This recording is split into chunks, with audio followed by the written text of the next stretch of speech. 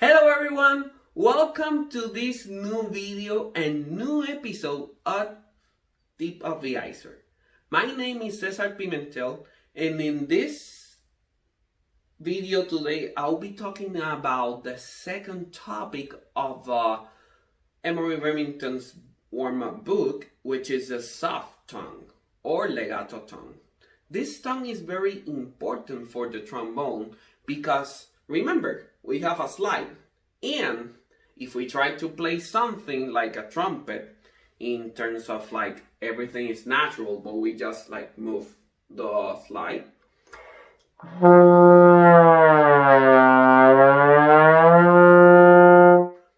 it's gonna be a super undesired glissando that you don't want in circumstances that you don't need it.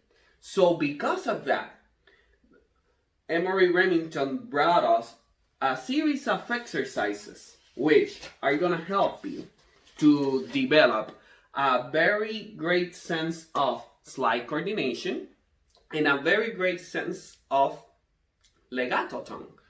The first one is the number 3 in his book, in this edition. I'll play it quarter note equals 55, and it's a series of two groups of 2 8 notes with a quarter note in a 3/4 measure. And this is how it goes.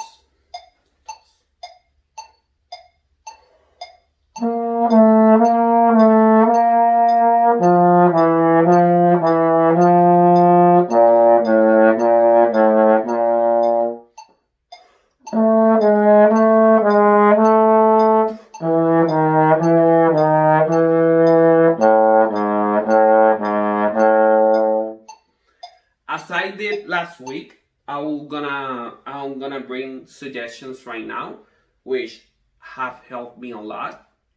Welcome to use them. The first one is do the same exercise, but to articulate the first group of 8 notes, and then go to the second one in a glissando way, so you can see how fast and coordinate is your slide, and how can you try to avoid that glissando sound.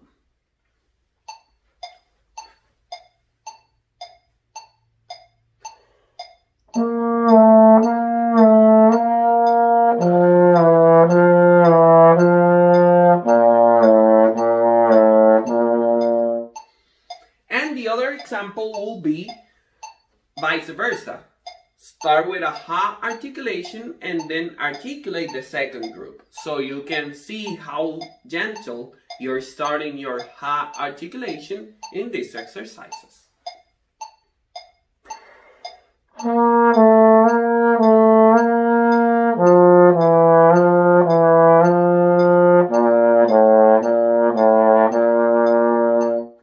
And if you notice, the cleanest you have it is gonna translate into a nice and clean slow slur, and that's something you're gonna find in the third topic. The fourth exercise is a variation of the first exercise we already did last week, but I want to bring it today as well because it's a group of a half note with 2 quarter notes in a 4/4 measure, and the second measure has a whole note. In this case, we are trying to align with the metronome and not getting out of the tuning, in this case, with the soft articulation or the legato tongue.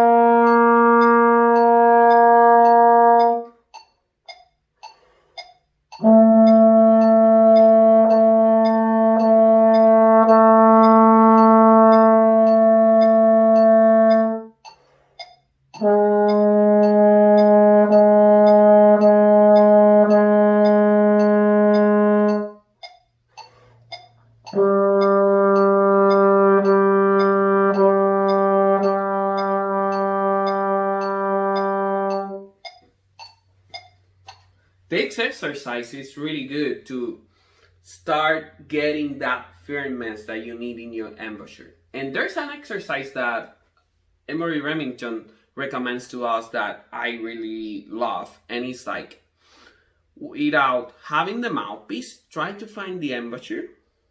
You see?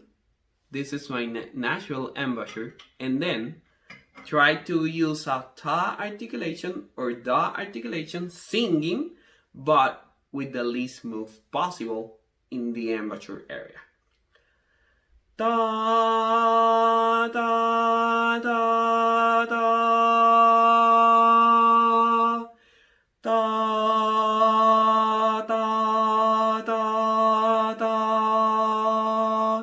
So you will see how your tongue is aligning and where it's striking. So then you can do some buzzing if you want.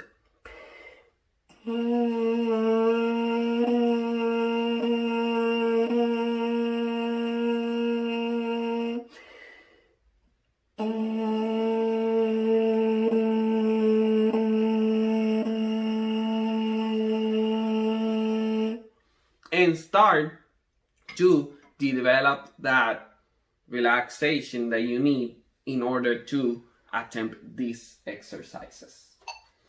The exercise number 5 up to exercise number 12, we are dealing with a series of chromatic scales and diatonic scales to combine the normal tenuto articulation and then the soft articulation. These exercises are really great to distinguish how the tongue is gonna work in those circumstances.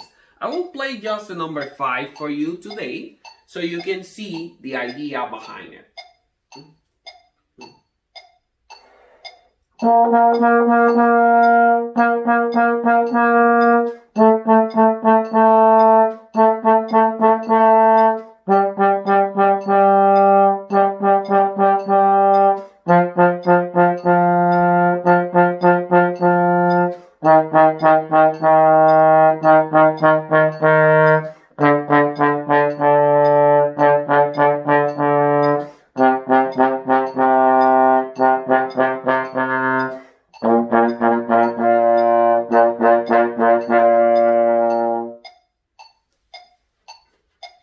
Really important.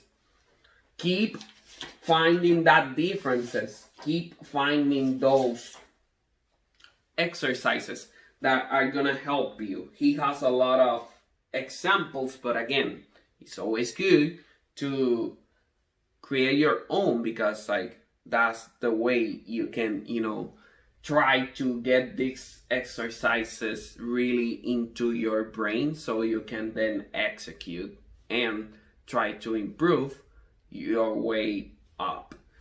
This exercise, the number 13, is gonna start to use the harmonic series patterns to see how are you articulating with that soft articulation and not deviating your intonation, even though you're changing those harmonic series. So there's a very self-explanatory exercises in which he starts from the E natural in 7th position all the way up to the E natural and octave, and then 3-4, and you can then make your 5 and 6 harmonic series patterns. But the most important thing is try to get that relaxation no matter where you start or where you end in the harmonic series pattern.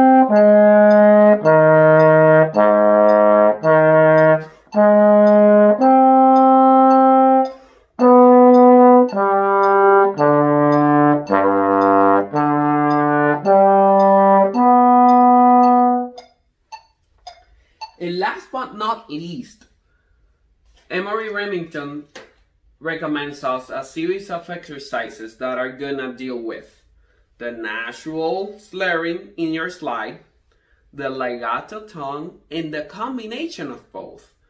And in exercise number 17, in a very slow manner that is written in the book, I will explain you or show you how this idea is applied in an F scale 3-note, in a F major 3-note pattern. This is how it's gonna work.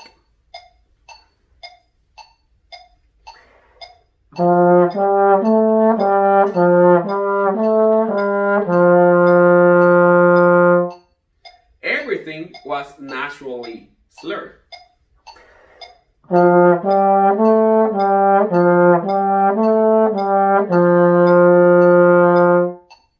The first two groups were natural slurred, and then 2 to 3rd, and then 4 again is legato tone.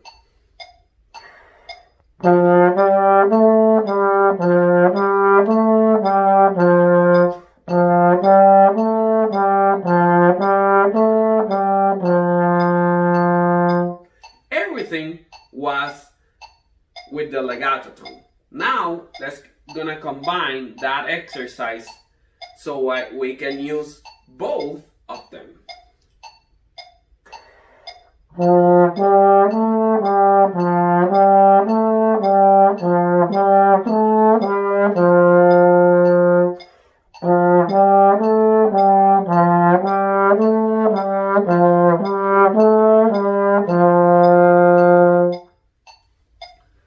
Very important not to change the intonation even though you're using other positions, not to change the smoothness in your legato tongue even though you are changing position, and last but not least, that try to get the same amount of smoothness in the 3 changes even though they are very different, but they are using the same notes.